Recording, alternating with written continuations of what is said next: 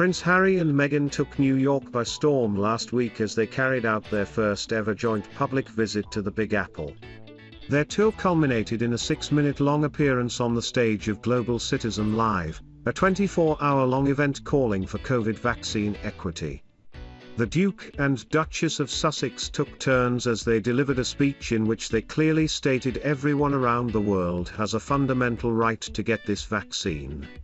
The crowd in New York appeared very welcoming with Meghan and Harry and, one observer claimed, went particularly wild when the Duke referred to my wife in his part of the speech. The source added the father of two appeared to have a shy reaction to the public's response.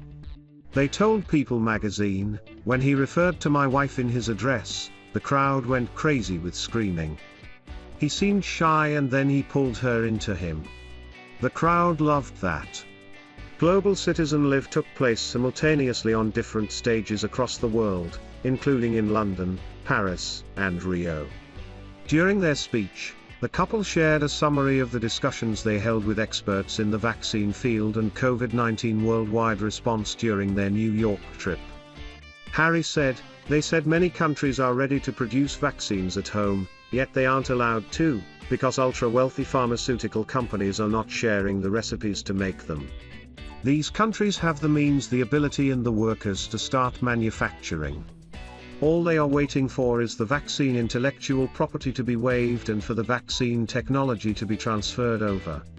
The Duchess chimed in saying, "And finally in our conversations, these experts shared that how the vaccine is distributed, and whom it's distributed to, should be left to independent international organizations who know exactly where the doses are most needed. Just think about the millions of vaccines that have been discarded this year. That's like throwing away life vests, when those around you are drowning." After being passed on again the microphone, Harry said, "My wife and I believe that where you TM reborn should not dictate your ability to survive." After the Duke briefly embraced his wife, the couple remained hand in hand for the rest of the speech. The source described the couple as laser-focused in their efforts to raise awareness on the importance to share COVID jabs to end the pandemic. They said, they are completely invested in vaccine equity.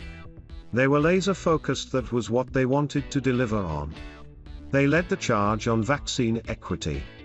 This star-studded event did not mark the first collaboration of the Sussexes with Global Citizen, an organization calling for the end of poverty worldwide and the protection of the planet. In May, the Duke took the center stage during Vax Live, the concert to Reunite the World taking place in Los Angeles in May. At the time he said, "This pandemic will not end unless we act collectively with an unprecedented commitment to our shared humanity. The vaccine must be distributed to everyone, everywhere.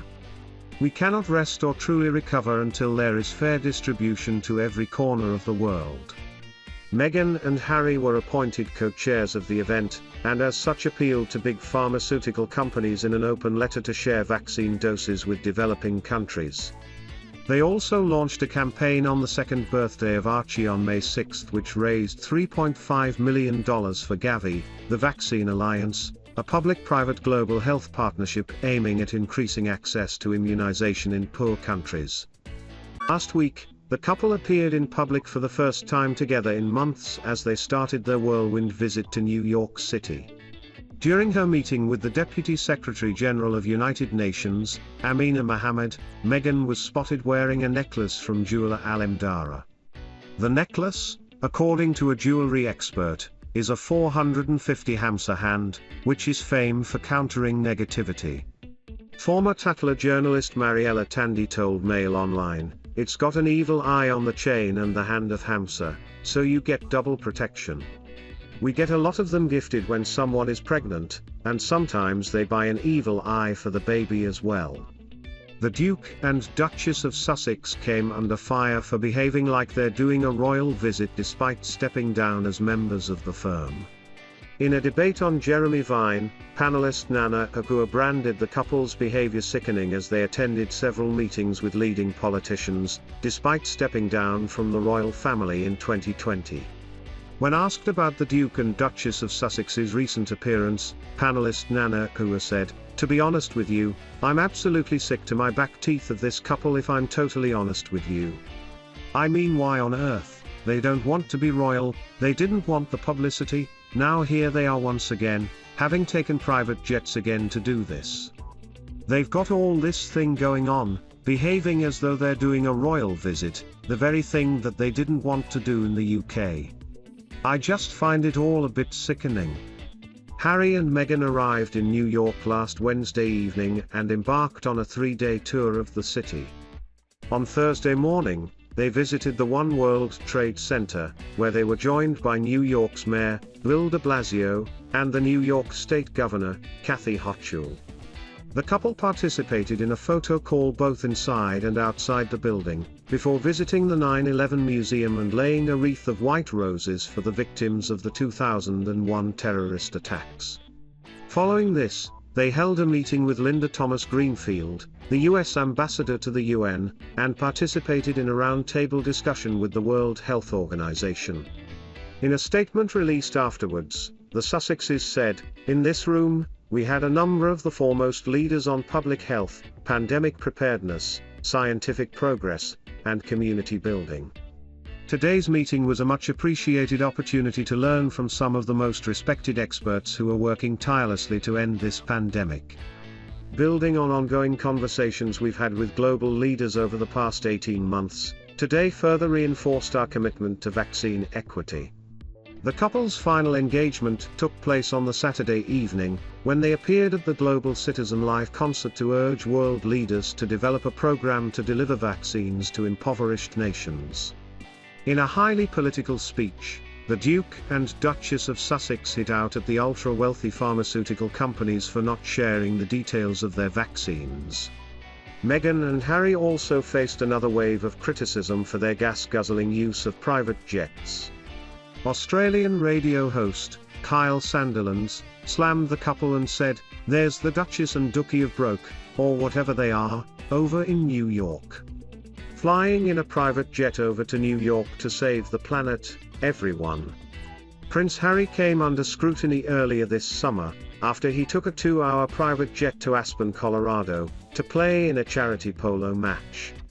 The couple were also criticized in 2019 after it emerged that they had taken 4 private jet flights within the space of 11 days. Beatrice, 33, has been a mother for a week after welcoming a daughter into the world on Saturday, September 25.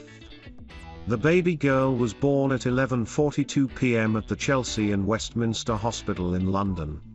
Beatrice and Eduardo, 38, were inundated with well wishes and, in a statement, the couple said they are delighted after the safe arrival. The statement added, "The new baby's grandparents and great-grandparents have all been informed and are delighted with the news. The family would like to thank all the staff at the hospital for their wonderful care." The statement also made a touching reference to the baby girl TMS half-brother, reading, "Her Royal Highness and her child are both doing well, and the couple is looking forward to introducing their daughter to her big brother Christopher Wolfe." However, the daughter of Prince Andrew and Sarah Ferguson has yet to announce the name of her newborn daughter. There are many strong contenders among bookmakers, but the little girl TMS name could be held back for longer in line with royal tradition. Back in 1948, Queen Elizabeth II waited around a month before telling the world the name of Prince Charles. With the Cambridge children, Prince George, Princess Charlotte and the Sussex baby Archie Harrison Mountbatten-Windsor, the public had to wait 2 days before finding their respective names. Prince Louis' trademark name was not announced until 4 days after his birth. Prince Andrew and Sarah Ferguson announced Beatrice's name 2 weeks after her arrival. This was as her first choice of name, Annabelle, had reportedly been deemed too yuppie by the Queen. Beatrice's sister, Princess Eugenie, waited 11 days before announcing the name of her son, August, born in February 2021. Beatrice's mother, Sarah Ferguson, has already met the new royal baby and is smitten with her granddaughter. A friend of Sarah's told the Daily Mail, "She's got a hint of red." and a hint of gold. She's perfect and Sarah is absolutely smitten. She's always very proud of both girls, but to have 2 grandchildren in a year is a total joy. Beatrice TM's daughter is the 4th baby to be born in 2021, with 2 of her cousins and her sister welcoming new children this year. August Philip Brooksbank was the first baby to be born into the royal family in 2021. Zara Tindall was the 2nd royal to give birth in March, welcoming a son named Lucas. Lilibet Diana Mountbatten Windsor, the daughter and 2nd child of Prince Harry and Meghan, Duchess of Sussex, was born on June 4.